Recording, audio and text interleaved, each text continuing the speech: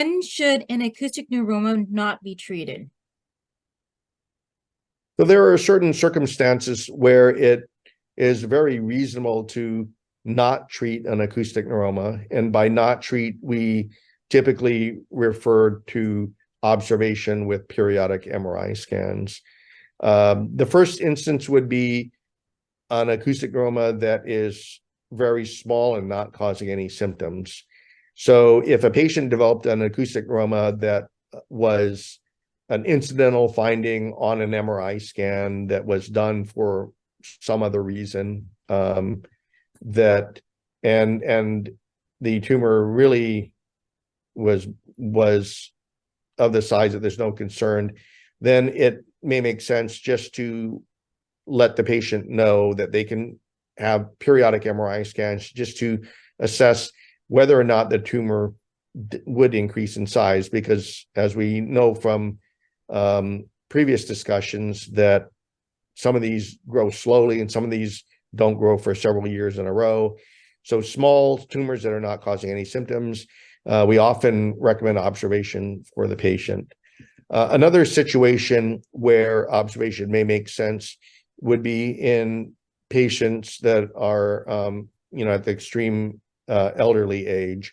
So if acoustic neuroma is discovered in a patient who is in their 90s, let's say 95 years old, and the tumor is not causing any significant urgent symptoms, it may make sense to observe in that patient, because we know the timeline of slow growth of the tumor may mean that a patient, for example, in their 90s, may never ever become symptomatic enough from an acoustic neuroma in their lifetime. So you have to factor age into the patient. On the flip side, if the patient is younger, the younger the patient, the more it makes sense to consider treatment. So if there is a large acoustic neuroma in someone who's 35 years old, it's very unlikely that that patient would not get into their trouble from their acoustic neuroma in their lifetime.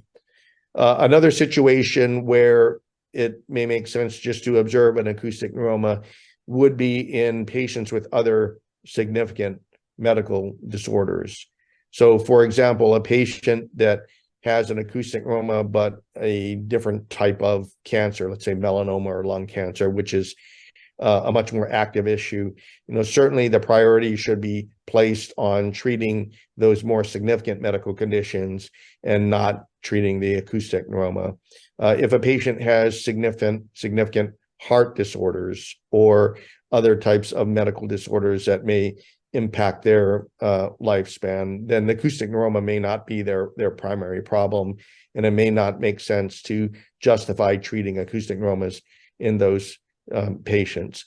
So in these situations where we don't recommend treating the acoustic neuroma, we often still recommend following the patient with periodic MRI scans, just so that we don't lose the ability to observe for possible growth or increase in size of this tumor. Because if there is growth, then that may change some of the decision-making factors in determining whether or not to continue to observe or to treat.